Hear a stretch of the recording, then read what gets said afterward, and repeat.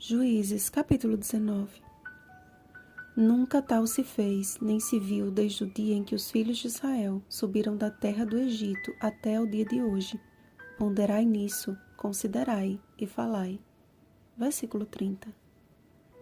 Após a leitura deste terrível relato, creio eu que seja o mais desagradável para as mulheres, surgem alguns questionamentos. Como pode uma história tão horrível estar nas páginas da Bíblia Sagrada? Deus não poderia ter apenas citado que Israel cometeu muitas maldades e pronto. Precisava contar os detalhes. É que são nos detalhes que percebemos os pecados que levaram o povo a uma apostasia sem limites.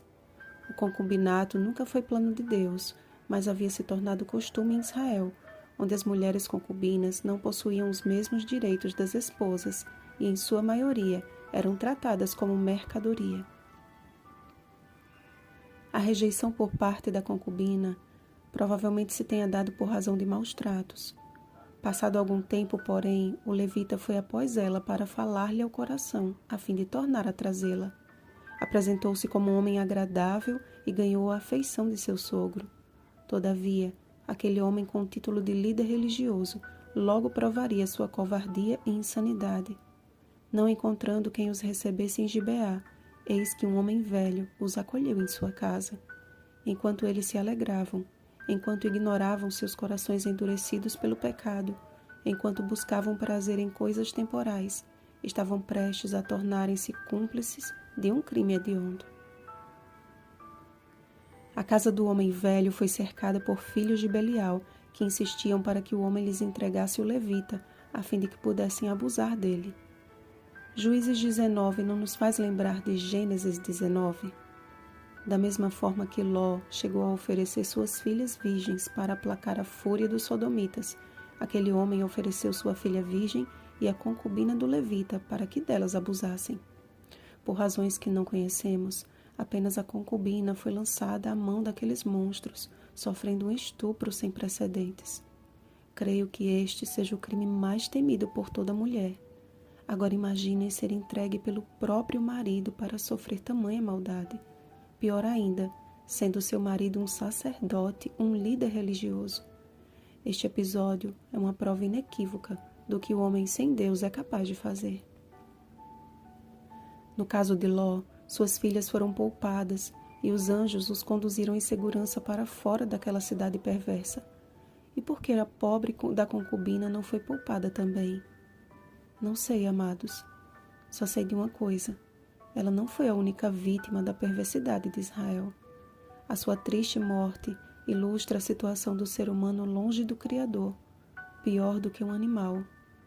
O esquartejamento da concubina também é um registro que reflete esse cenário. Nunca tal se fez, nem se viu desde os dias em que os filhos de Israel subiram da terra do Egito até o dia de hoje. Ponderai nisso, considerai e falai. 3 ações diretas que deveriam abrir os olhos de Israel para o grande horror em que estavam vivendo. A condição espiritual de Israel tornou-se deplorável, mas por pior que fossem suas atitudes até então, nada se comparava com aquela brutal covardia. E ainda mais covarde foi a atitude do levita, que foi conivente com aquele crime a fim de salvar sua própria vida. A multiplicação da iniquidade naqueles dias aponta para uma sociedade insensível e egoísta, aponta para o tempo do fim. E por se multiplicar a iniquidade, o amor se esfriará de quase todos. Mateus capítulo 24, versículo 12. Certamente aquela concubina gritou por socorro. Hoje, podemos ouvir gritos de socorro da parede ao lado de nossa casa, da mesa de um colega de trabalho, dos corredores da escola. Ao nosso redor, eis o cenário da dor.